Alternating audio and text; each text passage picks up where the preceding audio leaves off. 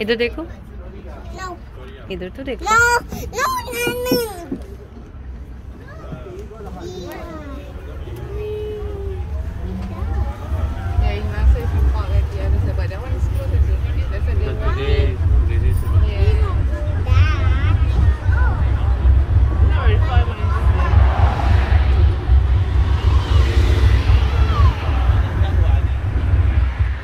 अस्सलाम वालेकुम dear friends, कैसे हैं आप सब। उम्मीद करती हूँ आप सब लोग बिल्कुल खैरियत से होंगे और मज़े में होंगे। अल्हम्दुलिल्लाह मैं और मेरी फैमिली भी बिल्कुल ठीक ठाक हैं।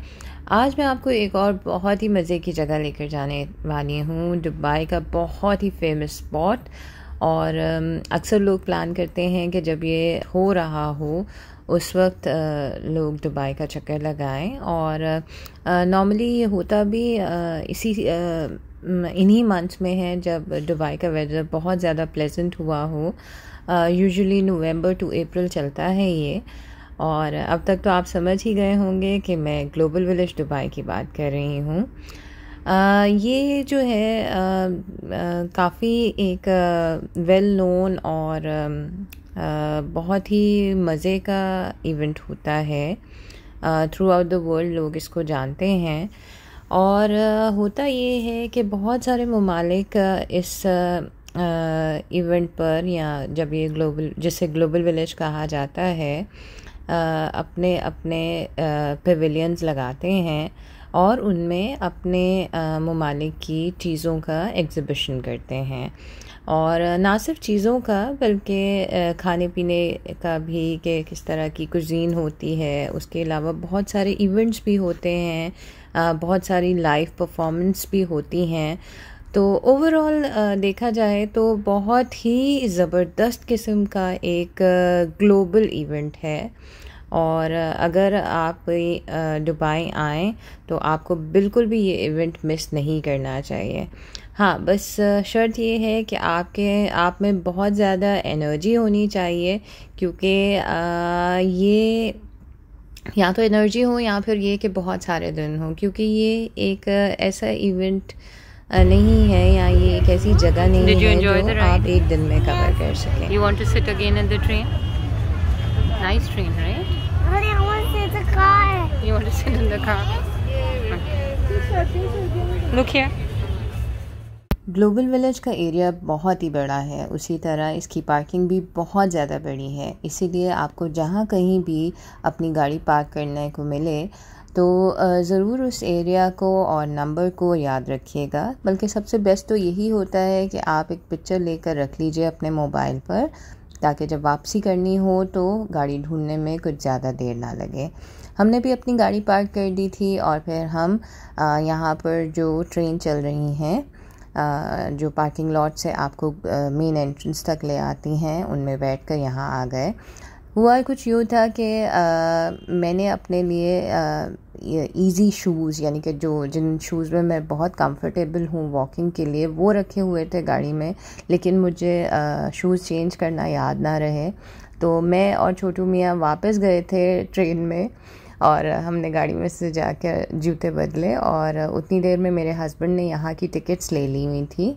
अच्छा, टिकट्स का ये हिसाब है कि 3 इयर्स ऑनवर्ड्स हर शख्स की टिकट है। 15 दिरहम की एक टिकट आती है।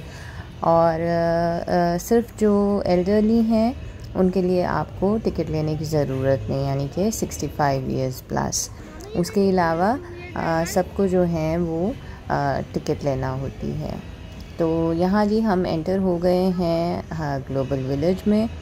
बहुत ही खूबसूरत, बहुत ही दिलकश।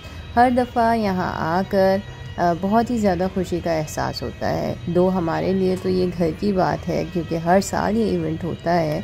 लेकिन इस साल थोड़ा सा डिफरेंट इसलिए भी है कि लास्ट ईयर बहुत ज़्यादा कोविड की परेशानी की वजह से हमने तो क्राउडेड जगह को अवॉइड करने का ही सोचा था, इसलिए हम यहाँ पर आए ही नहीं। तो हम तो तकरीबन 2 साल बाद इस जगह को विज़िट कर रहे हैं। और जहाँ तक मेरी याददाश्त जाती है तो ये तो हमारे लिए जो यूएई रेजिडेंट्स हैं काफ़ी पुराना ये इवेंट है। अब तो माशाल्लाह यूएई इस साल 50 ईयर्स सेलिब्रेट कर रहा है। इसको बने हुए 50 ईयर्स हो गए हैं और 2 दिसंबर को जो है यूएई की आप कह लीजिए कि बर्थडे है। और ग्लोबल विलेज मेरे ख्याल से लेट 90s में स्टार्ट हुआ था और मुझे ये भी याद है कि हम उस वक्त इतने ज़्यादा एक्साइटेड होते थे, यानी कि हमारा बचपन था और मैं और मेरे भाई बहन यानी कि हम इंतज़ार में होते थे कि कब ये इवेंट स्टार्ट होगा और कब हम ग्लोबल विलेज को विज़िट करेंगे, क्योंकि सबसे अच्छी बात ये होती थी कि इतने सारे ममालिक की आप फ़ौरन से जो है ना एक ही जगह में जाकर सैर कर सकते हैं। तो आई होप आपको भी आज मेरे साथ इन ममालिक को विज़िट करना अच्छा लगेगा।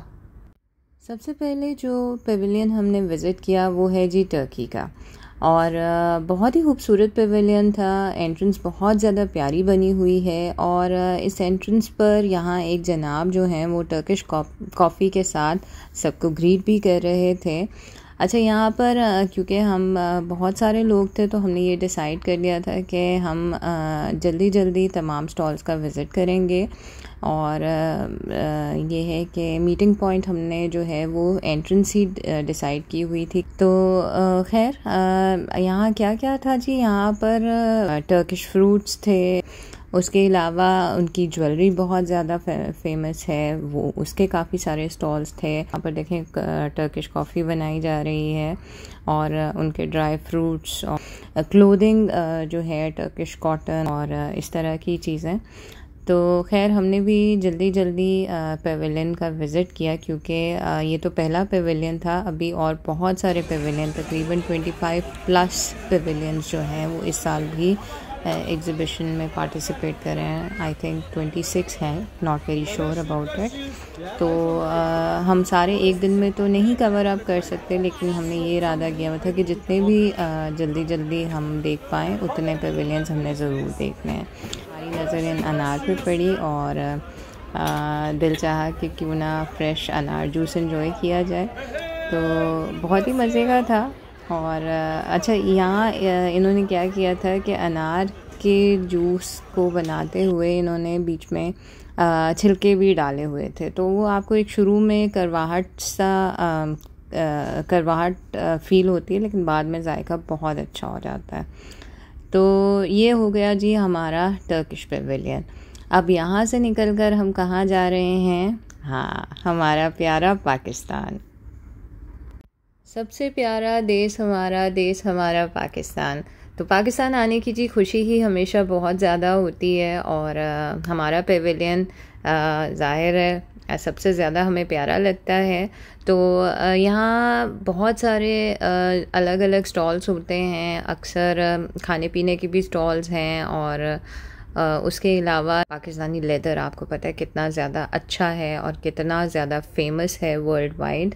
तो क्वालिटी वाइज भी यहाँ जो लोगों ने स्टॉल्स लगाए होते हैं वो बहुत अच्छा मटेरियल, बहुत अच्छा लेदर रहता है।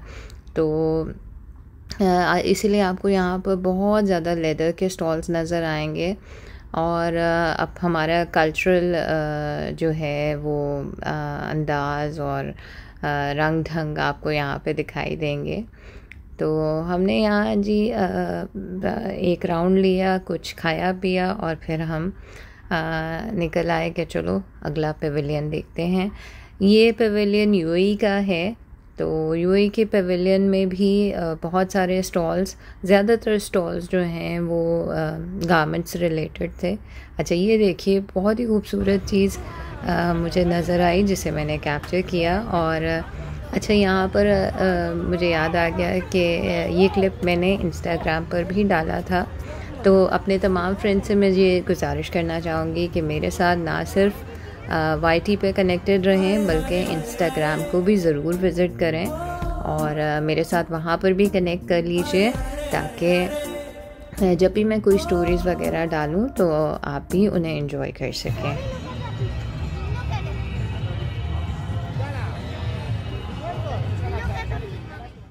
पेविलियन के बाहर भी बहुत सारे स्टॉल्स हैं और ये बलून वाले बच्चों के लिए अलग अलग तरह के कुछ लाइट्स वाले और कुछ एयर वाले बलून लेकर भी इर्द गिर्द घूम रहे हैं।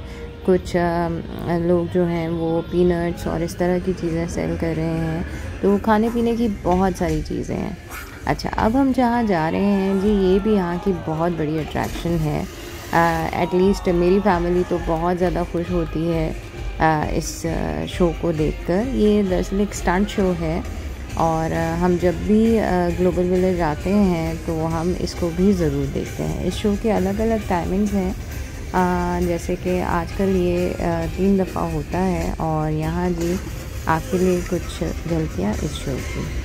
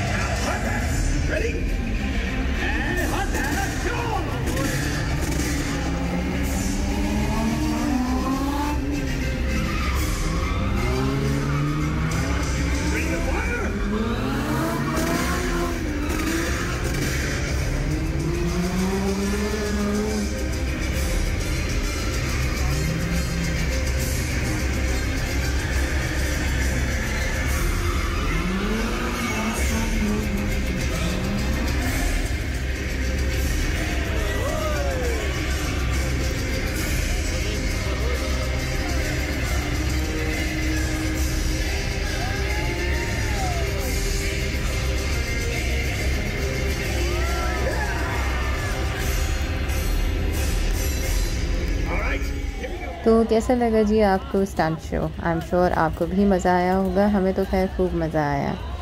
अच्छा, यहाँ से निकलने के बाद फिर एक और इंटरेस्टिंग साइट थी। ये बनी जो है वेव करता हुआ गुज़र रहा था और छोटी मियाँ इसे देखकर बहुत खुश हुए। फेस्टिवल जो है उसको घूमने का मज़ा ही कुछ और होता है। अच्छा, ये सीरिया पेविलियन के आगे से हम जा रहे हैं तो सीरियन कल्चर से रिलेटेड चीज़ें उन्होंने डिस्प्ले पे लगाई हुई हैं। अच्छा, अब इससे पहले कि हम किसी और पेविलियन में जाते हैं, हम जिस एरिया के पास से गुज़र रहे हैं ये है जी यहाँ का मेन स्टेज और अक्सर यहाँ पर कोई ना कोई परफॉर्मेंस हो रही होती है। तो इस वक्त भी एक परफॉर्मेंस चल रही थी जो मैंने आपके लिए रिकॉर्ड की है, तो डू हैव अ लुक।